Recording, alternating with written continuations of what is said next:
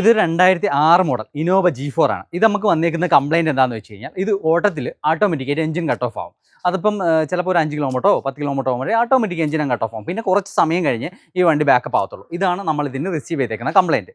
നമ്മളിത് initially first കിട്ടിയണം തന്നെ ECM reader connect ചെയ്തു, ഇതിൻ്റെ ഫുള്ള് വാല്യൂസ് എടുത്തു, സെൻസേഴ്സിൻ്റെ എല്ലാം ചെക്ക് ചെയ്തു. പ്രത്യേകിച്ച് എറർ കോഡൊന്നുമില്ല, പ്രത്യേകിച്ച് വാല്യൂസ് ഒന്നും ഔട്ടല്ല. അങ്ങനെ നമ്മൾ എന്ത് ചെയ്തു, ഇതിൻ്റെ വയറിംഗ് സെക്ഷനിലോട്ട് വന്നു. എഞ്ചിൻ റൂമിലെ വയറിംഗ് സെക്ഷനിൽ എഞ്ചിൻ റൂമിലെ വയറിംഗ് ചെക്ക് ചെയ്തു, ഫ്യൂൽ പമ്പ് ചെക്ക് ചെയ്തു, അതിൻ്റെ എല്ലാം പ്രഷർ വാല്യൂസ് കറക്റ്റാണ്. ഇഞ്ചക്ടർ ചെക്ക് ചെയ്തു, ഇവിടെയുള്ള ഫുള്ള് വയറിംഗ് കിറ്റ് ചെക്ക് ചെയ്തു. ഇവിടെയൊന്നും പ്രത്യേകിച്ച് ഒരു കംപ്ലയിൻറ്റ് കാണിക്കുന്നില്ല, എല്ലാം പെർഫെക്റ്റ് വാല്യൂവിൽ കിടക്കുകയാണ്. നമ്മൾ എഞ്ചിൻ റൂമിൻ്റെ വയറിംഗ് കിറ്റിൻ്റെ ഇൻസ്പെക്ഷനും എല്ലാം കംപ്ലീറ്റ് ചെയ്തു. അതിനുശേഷം നമ്മൾ ഡാഷ്ബോർഡിലോട്ട് വന്നു. ഡാഷ്ബോർഡിൻ്റെ ഫുള്ള് വയറിംഗ് കിറ്റും കാര്യങ്ങളും ചെക്ക് ചെയ്തു. ഇതിൻ്റെ ഇമോബിലൈസർ ചെക്ക് ചെയ്തു. ഇമോബിലൈസറിനോ കാര്യങ്ങളോ വേറെ പ്രത്യേകിച്ച് സ്പെസിഫിക്കലി എടുത്ത് പറയേണ്ട ഒരു കംപ്ലയിൻറ്റ് കാണുന്നില്ല. പിന്നെ റീഡിംഗ് കോഡൊന്നും കിട്ടുന്നില്ല. റീഡിങ് ചെയ്യുമ്പോഴത്തേക്ക് വേറെ യാതൊരു കംപ്ലയിൻറ്റ് കോഡും കാണിക്കുന്നില്ല. എല്ലാം പെർഫെക്റ്റ്ലി വർക്കിംഗ് ആണ്.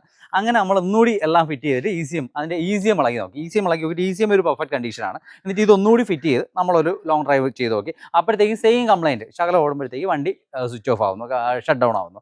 അപ്പം എന്നിട്ട് നമ്മൾ സെയിം ടൈമിൽ എന്ത് ചെയ്തു, ഈ ECM മാറ്റി വെച്ചിട്ട് വേറൊരു ECM എടുത്ത് വെച്ചു, വേറൊരു ECM ബോർഡ് എടുത്ത് വെച്ച് ഓടി നോക്കി. അപ്പോഴത്തേക്ക് വണ്ടി പെർഫെക്റ്റ് കണ്ടീഷൻ, വണ്ടിക്ക് വേറെ പ്രത്യേകിച്ച് കംപ്ലയിൻറ്റോ കാര്യങ്ങളോ ഒന്നുമില്ല, വണ്ടി കട്ട് ഓഫ് ആവുന്നില്ല. ഇതിന് കംപ്ലയിൻറ്റ് എന്ന് വെച്ചാൽ ഈ പഴയ ECM ബോർഡിനാണ് കംപ്ലയിൻറ്റ് എന്ന് വെച്ചാൽ ഇതിൻ്റെ പ്രോസസ്സറിനാണ് പ്രോബ്ലം. ഈ പ്രോസസ്സർ വീക്ക് ആകുമ്പോഴാണ് ഈ വണ്ടിയുടെ എഞ്ചിൻ ടോട്ടലി കട്ട് ഓഫ് ആവുന്നത്.